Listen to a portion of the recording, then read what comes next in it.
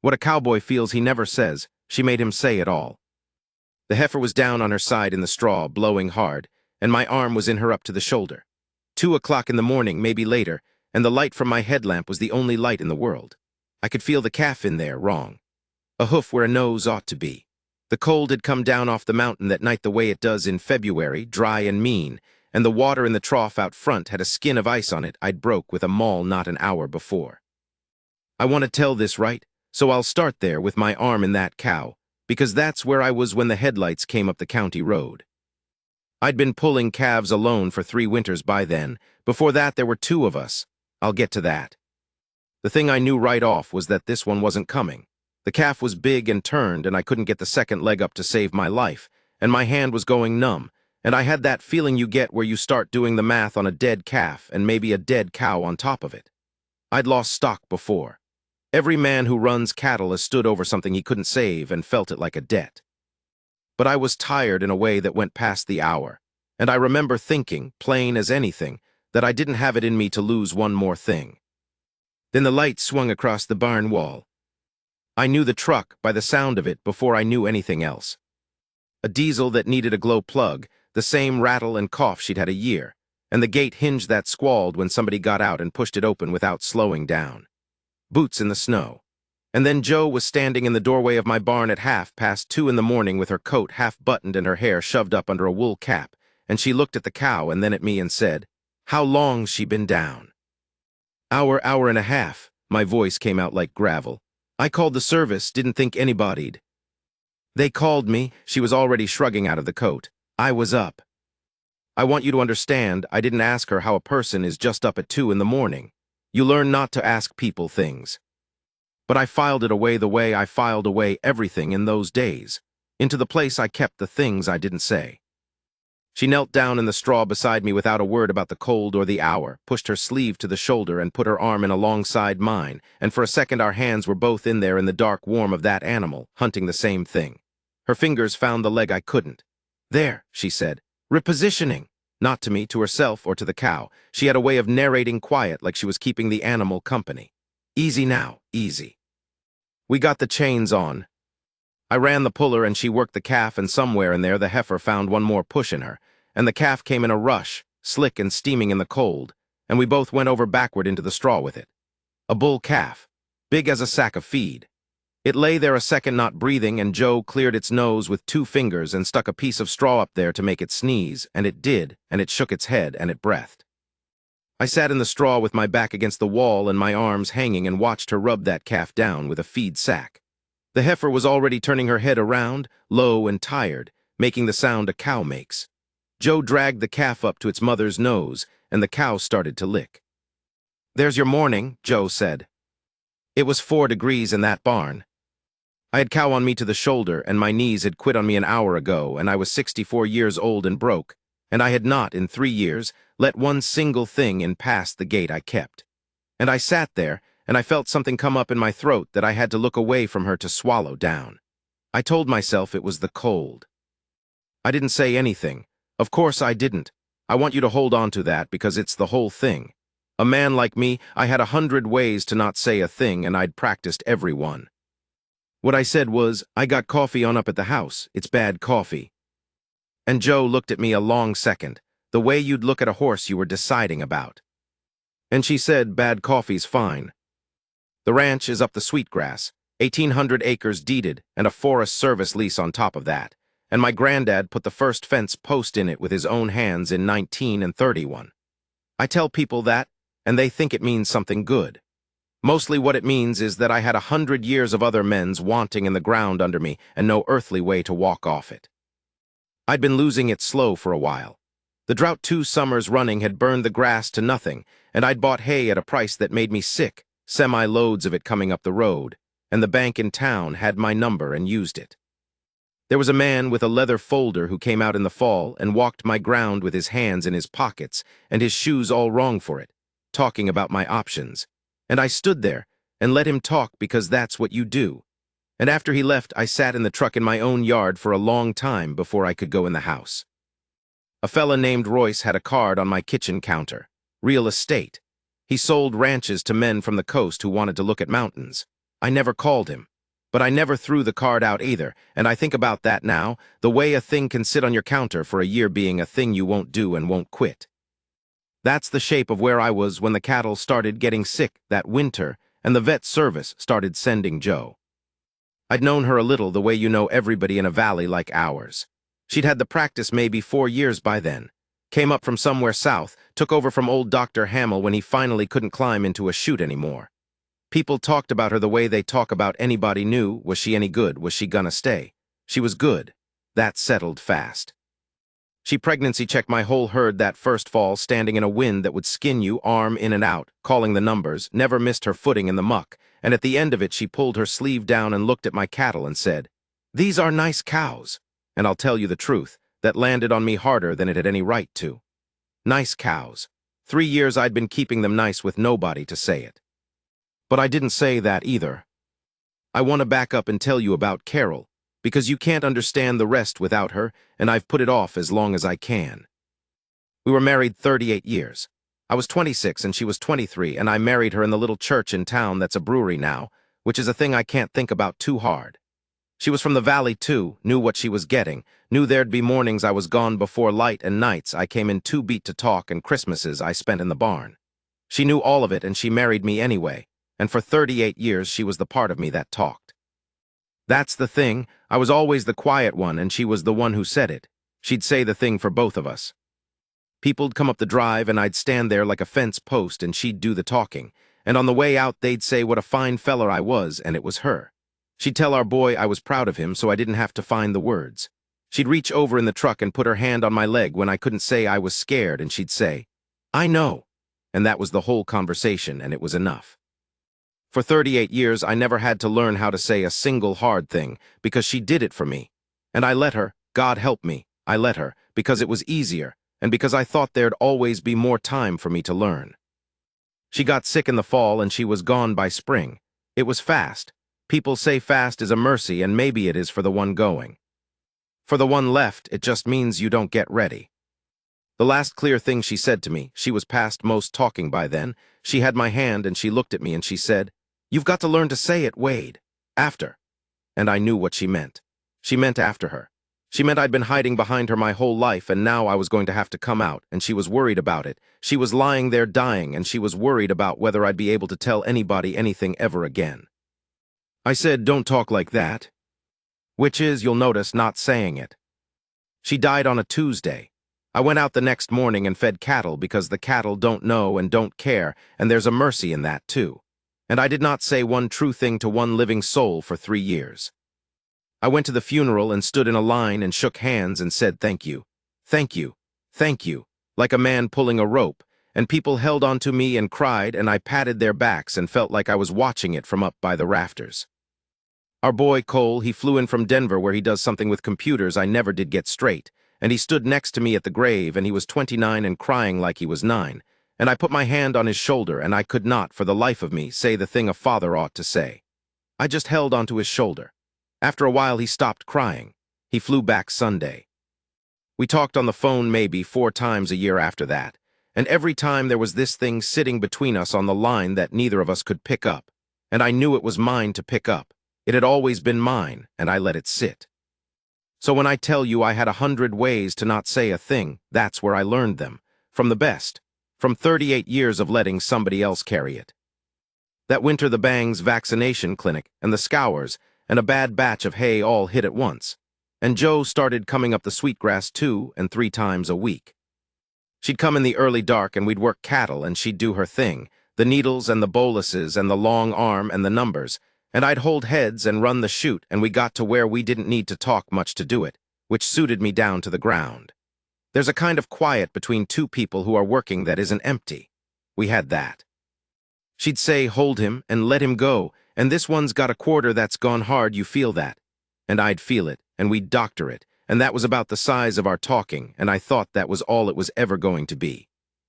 But she started staying for the coffee. First time it was that calving night, 2:30 in the morning, and we sat in my kitchen with cow drying on us, and I poured her the bad coffee and she drank it and looked around my kitchen. I saw her see it. The way a place looks when a man's been alone in it 3 years. Clean enough, I'm not a slob, but wrong. Carol's reading glasses still on the windowsill where she left them. A calendar from a feed store turned to a month 2 years gone. One coffee cup in the drying rack, always one. A woman sees a kitchen like that, and she knows the whole story in about 4 seconds, and I watched Joe know it, and I waited for her to say something soft, because that's what people did. They said something soft, and I hated it. It made me want to climb out of my skin. She didn't. She picked up Carol's glasses off the windowsill, looked at them, set them back exactly where they'd been, and she said, "How long?" 3 years in April. What was her name? Nobody asked me her name. They all knew it. That was the thing, everybody in the valley knew it, so nobody said it, and so I hadn't heard my wife's name out of another person's mouth and I don't know how long, and Joe just asked me flat, what was her name, like it was the most natural thing in the world to want to know. "Carol," I said. Joe nodded. She didn't say I'm sorry. She didn't say she's in a better place or time heals or any of the rest of it. She just said the name back to me once. "Carol," like she was setting it down on the table between us where I could see it.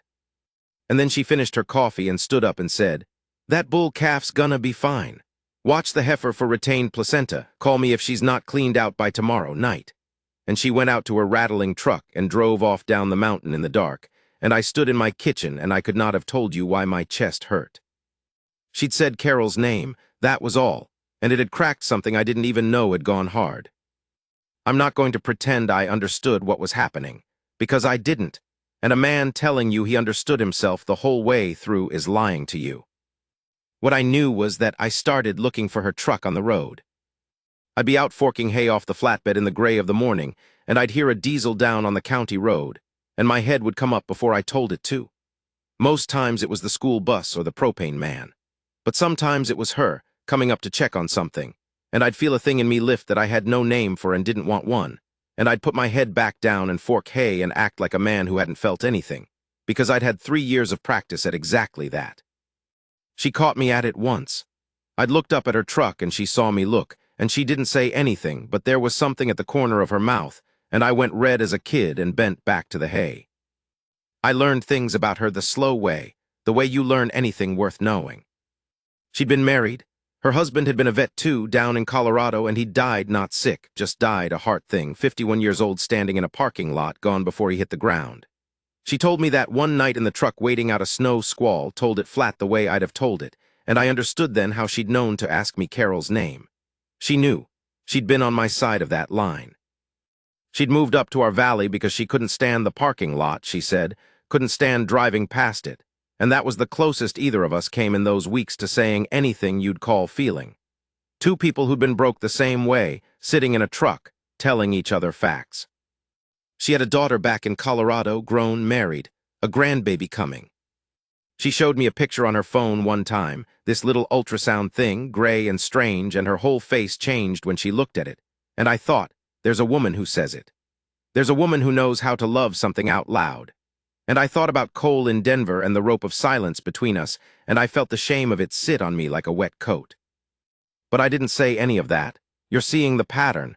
I'm making sure you see it because the whole story turns on it. The thing about a ranch going under is that it doesn't go all at once. It goes a little at a time, and you keep thinking you'll catch it, and then one day you're standing in the yard, and you've already lost it, and you just haven't admitted it yet. That January I sold off 30 pair to make a payment. Good cows. Jode checked half of them, knew them, and the day the trucks came to haul them, she happened to be up there for something else, and she stood next to me at the corral and watched them load my cattle and didn't say a word, just stood there. And I'll tell you, having somebody stand next to you while you watch a thing like that is worth more than anything they could say. She knew that. She had a gift for the right kind of quiet that I have only met in maybe 2 people in my life, and the other ones in the ground up on the hill. When the trucks pulled out, she said, "You okay?" And here's what I did. I said, "Fine." I said it the way I'd said thank you in that funeral line, like pulling a rope. And she looked at me, and for the first time she didn't let it go. She said, "No, you're not, but all right." And she got in her truck. No, you're not, but all right. She wasn't going to make me say it, but she wasn't going to sit there and pretend with me either. And those two things together, not making me, not pretending, that was a thing nobody had done for me ever in my whole life. Carol had said it for me. The valley had said nothing and called it kindness. Joe was the first person who just stood there in the truth of it and let me be a man who couldn't talk yet without lying about the fact that I couldn't. I sat in the yard a long time after she left. There's a wind comes down the sweetgrass in the afternoon, regular as a clock, and it came down that afternoon and pushed the empty corral gate back and forth on its hinge, that squall it makes, and I sat there and listened to it, and I thought about the word yet. It was the second week of March that the storm came through that I nearly didn't walk out of. They'd called for snow, but they'd called for snow all winter, and you can't shut a ranch down every time a forecast gets nervous. I had a bunch of heavies down in the bottom pasture, cows due to calve any minute, and the bottom floods if the creek backs up, and the snow turned to something between snow and rain, and then back to snow, and the temperature fell out of the sky, and I knew I had to get those cows up to the high corral before the bottom turned to a death trap. I should have waited for light. I should have called somebody. There wasn't anybody. I took the four-wheeler down into the bottom in the dark with a headlamp and the storm coming sideways, and I got the cows moving, and most of a herd will move for you in weather because they want up out of it too. And I had them strung out heading for the gate when one old cow turned back for a calf that had already gone through, the dumb, loyal thing, and I went around to push her, and the four-wheeler went into a washout I couldn't see and threw me. I came down on my shoulder on something hard, a rock or the frozen bank, and I felt my collarbone go. I heard it even. And then I was on my back in the creek bottom in 4 inches of half-frozen water with my arm not working, and the snow coming down on my face, and the four-wheeler on its side, 10 feet off, with the headlamp pointing the wrong way into the dark. And I want to tell you the truth about that minute, because I've never told anybody. I thought about not getting up.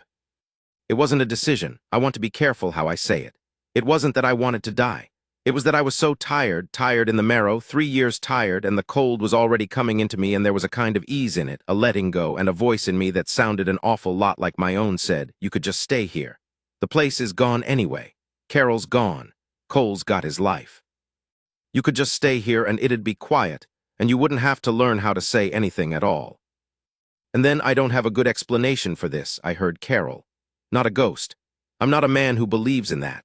But I heard her, that last clear thing, "You've got to learn to say it," after, and it came up in me so strong I made a sound, lying there in the creek, and I rolled over onto my good side, and I got my knees under me, and I got up. I got up because a dying woman 3 years gone told me I had to learn something, and I hadn't learned it yet. And I'll be damned if I was going to die in a creek, still owing her that. I made it to the high corral. I don't remember a lot of it. I remember leaning on the gate to latch it with one arm and getting the cows shut in. I remember the walk up to the house being the longest walk I ever took, and the cold being a thing with hands. I remember getting into the kitchen and not being able to work the buttons on the phone with my fingers gone wooden, and I remember managing it on about the 5th try, and I remember it wasn't the vet service I called, and it wasn't 911. It was Joe. I called Joe at 4 in the morning with a broke collarbone and hypothermia setting in, and when she answered, I couldn't get my mouth to make words right, and what I finally got out was, "I went down in the bottom. I'm in the kitchen. I think I need somebody. I think I need somebody." That's the most I'd said to another human being in 3 years, and it cost me everything I had. She said, "I'm coming, Wade. Stay on the phone, are you wet?" And I said yes, and she said get the wet things off and get under blankets and stay where she could hear me. And I did what she said. And the whole 20 minutes it took her to get up that mountain in that storm, I heard her talking to me on the speaker. Just talking, telling me what she was passing on the road, telling me to keep answering her. And I lay on my own kitchen floor wrapped in a quilt that still, after 3 years, smelled faint like Carol. And I listened to Joe's voice come up the mountain to get me. She busted in the door without knocking. She had her bag and she had blankets out of her own truck, and she got down on the floor next to me and put her hands on my face, both hands, cold from the night, but they felt like fire to me. And she looked in my eyes and said my name, and I want you to know it was a doctor looking at a patient, checking was I there, was I tracking. But it was also not only that, and we both knew it was also not only that. She got heat into me, got the wet quilt off and dry blankets on and got something hot into my hands and got my shoulders stabilized with a thing out of her bag. And she'd called ahead, so the ambulance was coming up behind her, but the storm had it slow. And so for a while it was just us on my kitchen floor in the lamplight with the wind going at the house. And that's where it happened. That's where she made me say it. Though I want to be fair to her because made me isn't right, she never made me do anything in her life. What she did was she sat down on the floor next to me with my head against her, and she didn't fill the quiet. She just stayed in it with me. And there's something about being warmed back up out of the cold, something about coming back from a place where you'd half decided to stay. It loosens a man. It took the last of the rope out of my hands. I said I almost didn't get up. She went still. She knew exactly what I meant. She didn't say don't say that, and she didn't gasp, and she didn't pull back. She said very quiet, but you got up. Carol told me to learn to say it. My voice was going. Before she died. She said I had to learn to say it after. And I never did. 3 years. I never said one true thing to anybody. Not to Cole. Not to her at the end, even. She was lying there, and I couldn't even. And then it came, all of it, 3 years of it, and I'm not ashamed to tell you I cried like our boy cried at that grave, a 64-year-old man on his kitchen floor with a busted shoulder, and Joe held the back of my head with her hand and let me. She didn't shush me. She didn't fix it. She let it come. And when it slowed down, I said the thing. I said the thing I'd never said. I said, I don't want to lose this place.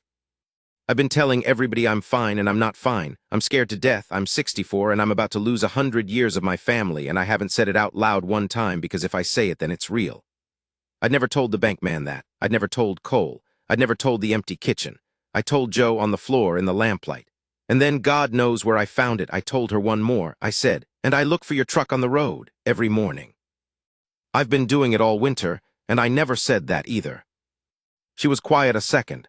The wind hit the house. Then she took my face in her hands again, and this time it wasn't a doctor, and she looked at me with something in it I hadn't had aimed at me since Carol, a kind of fierce, steady looking, and she said, Wade, I get up at 2 in the morning for a lot of cows in this valley. I don't stay for the coffee at any of them. And then she said, You're not going to lose this place. Not while I've got a truck that runs and an arm that works. You hear me? You don't have to carry it by yourself anymore. That's done. I want to be careful here because this is the part that matters and I don't want to dress it up. She wasn't rescuing some helpless old man. That's not what it was, and she'd box my ears for telling it that way. What it was, she'd watched me all winter. She'd watched me run a chute one-handed in the cold and never miss, watched me sell my own cattle without a word, watched me keep a 100-year place alive on grit and bad coffee after the bottom fell out of my life. And she decided something about me. She decided I was worth standing next to. A strong woman with her own truck and her own grief and her own grandbaby coming, who didn't need one thing from me, looked at what I was and chose to put her shoulder under it. That's not rescue.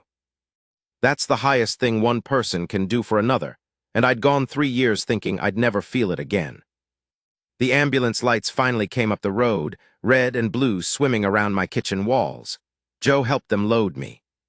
She drove behind us the whole way to town in that rattling diesel, and she was there in the hospital when they set the bone, sitting in the hall in her barn clothes at 6 in the morning with cow still on her. And a nurse asked her, was she family, and Joe said, yeah, before I could say anything, and looked at me and dared me to argue, and I didn't argue. I'd done all my arguing on the kitchen floor. I'll tell you how it came out, and then I'll quit, because a man can wear out a story. We saved the place, not all at once and not easy. Joe knew everybody in the valley, and it turned out the valley had been wanting to do something for me for 3 years and hadn't known how, the same way I hadn't known how to let them. She knew which neighbor had grass to lease cheap, and which one had a haystack going to waste, and which young fella needed work and would take it in trade. She made the calls I'd been too proud and too closed up to make. And more than that, when the bank man came out again in the spring, I called Joe first, and I said the words out loud to her in the kitchen. The real numbers, the whole ugly truth of it. And just saying it to another living person took half the weight off it. And then I went and said it to the bank man too, plain, no rope pulling. And you'd be surprised what a banker will work with when a man finally quits lying to him about being fine. I called Cole. That was the hardest one, and I left it for last, and I shouldn't have. I called my son in Denver, and I said the things a father's supposed to say, that I was proud of him. That I'd been proud of him his whole life and never told him because his mother always told him for me, and after she was gone I just went quiet, and that was my doing and not his, and I was sorry for it. There was a long silence on the line. And then my boy, 29 years old, said, Dad, in a voice that broke, and we talked for an hour, the longest we'd talked in 3 years in his whole life maybe. He came up that summer, brought a girl. Stood in the bottom pasture with me where I'd gone down, and I told him about it, all of it, even the part about almost staying, because I'd promised myself I was done not saying things, and you can't pick and choose which true things you say. He cried, and then he got mad at me for scaring him, and then he hugged me so hard it hurt the shoulder. And I told him that too, told him it hurt, and we laughed, and that was new. Saying it out loud, even the small things, even ouch, it was all new. Joe and I, we took it slow. We were neither of us young, and we were both of us scarred, and we'd both buried somebody we'd loved most of our lives, and there's no rushing two people like that. But she kept coming up the sweetgrass. She kept staying for the coffee. By summer, there were 2 cups in the drying rack instead of 1, and I noticed it one morning, and it stopped me cold, 2 cups, and I stood there and I let myself feel it instead of swallowing it down. By fall, she'd moved her practice files into Carol's old sewing room, and asked me first, real careful, was that all right? And I said it was more than all right and meant it, and said I meant it out loud, like a man who'd learned a thing late but had by God learned it. There's an evening I keep, the way you keep one out of all of them. It was the next spring, April, Carol's month. I'd been dreading it the way I dreaded that month every year, the anniversary of losing her, but this one came different. Joe knew what the month was. She didn't make a thing of it. But that evening, the actual day, she came and found me where I was leaning on the corral fence watching the new calves run in the long light. That gold light you get up here in the spring when the day won't quite let go. And she didn't say anything. She just came and stood next to me and put her arm through mine, and we leaned on the fence together and watched the calves. After a while I said, I was thinking about Carol today. And Joe said, I figured, tell me about her. So I did. I stood at my own fence in the gold light with a good woman's arm through mine, and I told her about my first wife, the good parts, the funny parts, the way Carol used to say it for both of us. And Joe listened and laughed in the right places. And there was no jealousy in her and no sadness in me that needed running from, just the truth of a long life laid down plain in the evening air. And when I was done, Joe squeezed my arm and put her head against my shoulder, the good shoulder, the one that healed, and we watched the calves until the light went. And neither one of us said another word, because by then I'd said it, I'd said all of it, and the quiet we stood in was the full kind, not the empty kind. And a man can stand in that kind of quiet next to a woman who chose him and not feel like he's missing a single thing. The wind came down the sweetgrass the way it does in the evening, regular as a clock, and pushed the corral gate on its hinge, that old squall, and I'd been meaning to fix that hinge for 3 years. I still haven't. I find I don't mind it anymore.